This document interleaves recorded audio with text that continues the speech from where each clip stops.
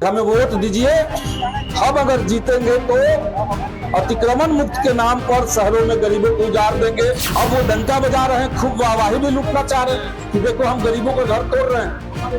गरीबों के पेट पर लात मार करके शहरों को सुंदर बनाने का दिखावा ये किया जा रहा है। तो अगर लग रहा है कि 202 सीट ला दी है बिहार के अंदर तो कुछ भी मनमानी करेंगे, तो इस सरकार को भी हम कहना चाहते हैं ये बिहार है। नमस्कार, आप लाइव सिटीज देख रहे हैं, आपके साथ मैं हूं वसीम खान। देखिए, सीपीआईएमएल के विधायक संदीप सौरभ का पारा हाई है।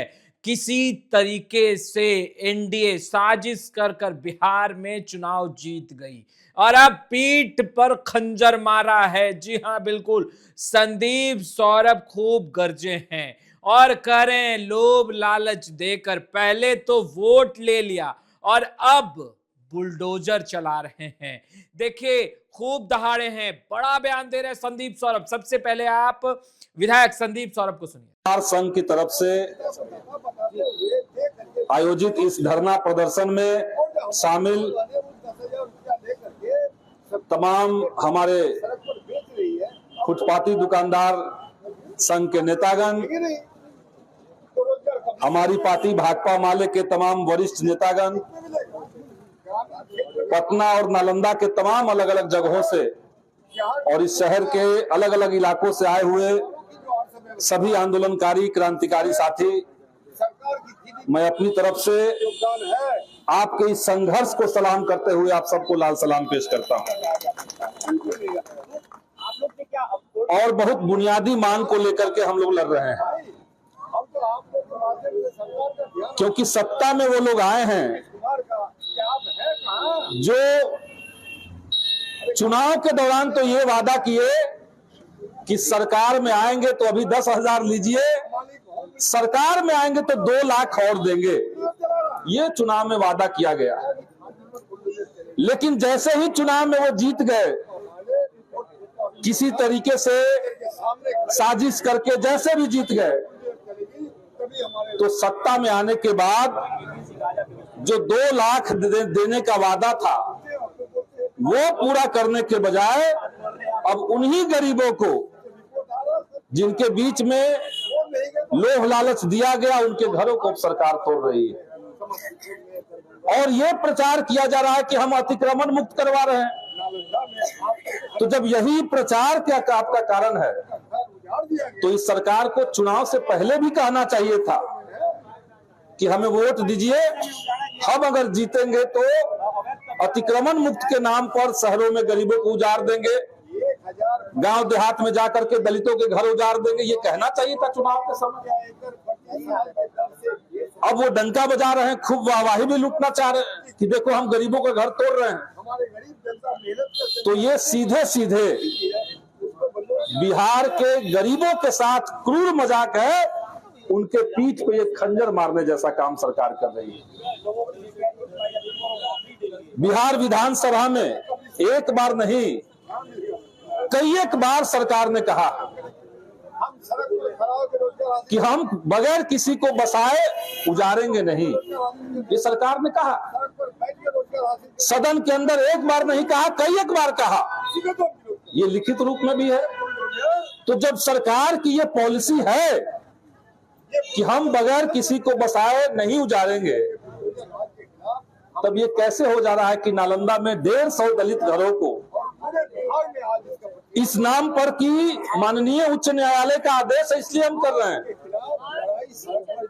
आप ये कैसे होने दे रहे हैं? क्या माननीय उच्च न्यायालय के अंदर इस सरकार का प्रतिनिधि नहीं बैठता है? क्या सरकार का वकील कोर्ट के अंदर नहीं बैठता है? तो सरकार के वकील ने कोर्ट के अंदर ये बात क्यों नहीं कहा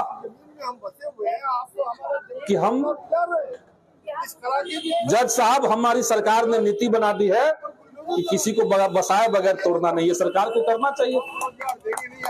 ये तो आपने नहीं कहा। एक भी मामला ऐसा आपको बिहार में नहीं मिलेगा, एक भी मामला जहां पे कोर्ट का ये आदेश है कि गांव देहात में चाट पोखरा के किनारे जलखर के नाम पे जिस जमीन को फिक्स कर दिया गया है, सड़क किनारे चाट में जो लोग बसे हुए हैं उनको उजाड़िए। जहां भी ये मामले आते हैं, कहीं भी सरकार का प्रतिनिधि सरकार के इस नीति को लागू नहीं करवा रहा है। इसका मतलब कि आपका चरित्र ऐसा नहीं है, आप चाहते नहीं हैं। तो इसलिए इसके खिलाफ लड़ना और ज्यादा से ज्यादा लोगों के बीच में इसका भंडाफोड़ करना, क्योंकि एक नया तबका देश के अंदर, बिहार के अंदर पैदा हो रहा है, जिनको लगता है बहुत बढ़िया हो रहा है। शहर के अंदर उनको 120 के स्पीड से मोटरसाइकिल लेके जाना है। उनको लगता है कि अगर ठेला रहेगा तो 120 की स्पीड से गाड़ी कैसे चलाएंगे। और सरकार जो है वो एक ऐसा समय लाना चाहती है जब सारे छोटे दुकानदार अपनी दुकान को बंद कर दे और बिहार के लोगों का एकमात्र रास्ता बड़े बड़े मॉल की तरफ जाने का बचे।